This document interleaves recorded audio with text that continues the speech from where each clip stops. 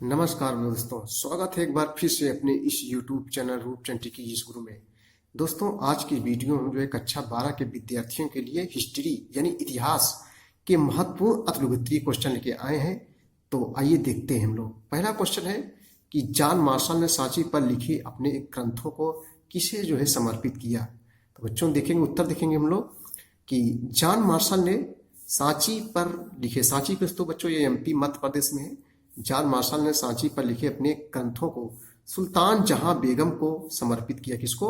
सुल्तान जहां बेगम को समर्पित किया।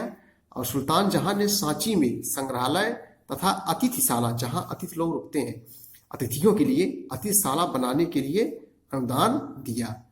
नेक्स्ट क्वेश्चन देखें बच्चों हम लोग कि 6ठी शताब्दी ईसा पूर्व के काल में उत्पन्न धार्मिक संप्रदायों को कितने भागों में विभक्त किया जा सकता है।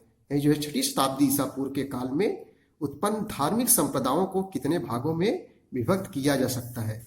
तो हम लोग उत्तर देखेंगे, 6ठी शताब्दी ईसा पूर्व के काल में उत्पन्न धार्मिक संप्रदायों को निम्नलिखित दो भागों में विभक्त किया जा सकता है। नंबर 1 देखेंगे भाई हम लोग, वे संप्रदाय जिन्होंने वैदिक धर्म का खुला प्रतिरोध किया। नंबर 2 देखेंगे हम लोग, वे संप्रदाय जिन्होंने वैदिक धर्म का खुला प्रतिरोध न करके किसी पुराने देवी देवता को केंद्र बनाकर नवीन सिद्धांतों का जो है प्रतिपादन किया। तो बच्चों ये था दो विभक्त किए गए 6ठी शताब्दी ईसा पूर्व में संप्रदाय। अगला क्वेश्चन देखेंगे हम लोग, वेदों का महत्व बताइए। यानी जो है वेदों का महत्व बताइए। तो आइए देखते हैं, वैदिक साहित्य के सर्वाधिक महत्वपूर्ण ग्रंथ वेद हैं बच्चों। वेदों की जो है संख्या कितनी है? 4 सभी लोग जानते हैं, ऋग्वेद, सामवेद, यजुर्वेद और अथर्ववेद। तो ये था जो है 4 वेद। और भी देखेंगे हम लोग, ऋग्वेद वैदिक साहित्य में सबसे प्राचीन ग्रंथ है। ऋग्वेद सबसे प्राचीन यानी सबसे पुराना ग्रंथ है।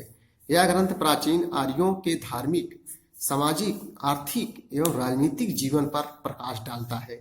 और यजुर्वेद, सामवेद एवं अथर्ववेद उत्तर वैदिक कालीन लगभग 1000 ईसा पूर्व से 600 ईसा पूर्व आर्यों के जीवन पर जो है प्रकाश डालते हैं। तो इतनी जानकारी हम लोग को होना चाहिए। अगला क्वेश्चन देखेंगे हम लोग, जो मोस्ट इंपॉर्टेंट है, त्रिरत्न का संबंध किस धर्म से है। ये बच्चों पूछ रहा है कि त्रिरत्न का संबंध किस धर्म से है। तो आइए हम लोग उत्तर इसका देखेंगे कि त्रिरत्न का संबंध जैन धर्म से है। किससे है? जैन धर्म से है। और त्रिरत्न धर्म के त्रिरत्न कौन कौन से हैं? सम्यक दर्शन, सम्यक ज्ञान तथा सम्यक आचरण। और सत में विश्वास को ही सम्यक दर्शन कहा गया है। और श्रादूप का शंका विहीन एवं वास्तविक ज्ञान सम्यक ज्ञान है। और सांसारिक विषयों से उत्पन्न सुख दुख के प्रति संभाव सम्यक आचरण है। आइए अगला क्वेश्चन हम लोग देखेंगे, महावीर स्वामी के अनुयायियों को जैन कहा जाता है क्यों। यही जो है महावीर स्वामी के अनुयायियों को जैन कहा जाता है क्यों। तो इसका हम लोग उत्तर देखेंगे, जैन शब्द संस्कृत के जिन शब्द से बना है। किससे? संस्कृत के जिन शब्द से बना है, जिसका अर्थ होता है बच्चों विजेता।